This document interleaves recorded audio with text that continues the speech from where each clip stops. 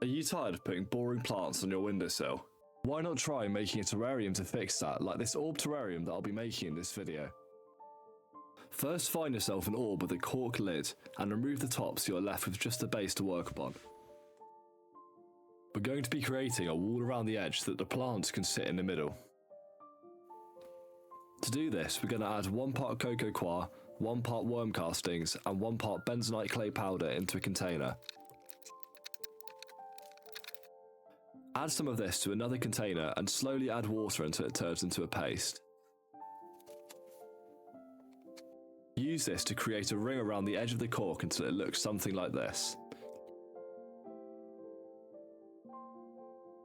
Wipe off any excess that may have smudged over the base. Add some moss over the wall to create a more natural look. I'm using some fern and star moss here that I found in my local woods. Place the lid back over the base to make sure it still fits with the moss wall. Next, we'll create a tiny drainage layer so that excess water won't sit in the soil. We'll be using some fine gravel to do this. Now we'll add some substrate on top.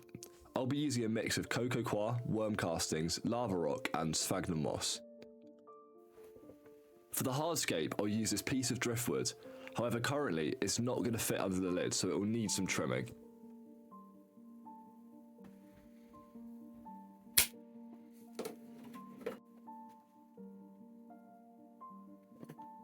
As we can see, it now fits under the lid. Next, we'll get some plants to add to the middle.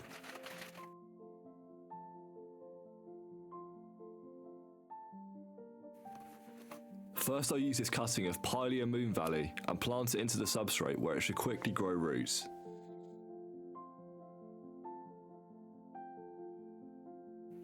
I'll now add a cutting of Paulownia repens and Ficus quercifolia into the middle.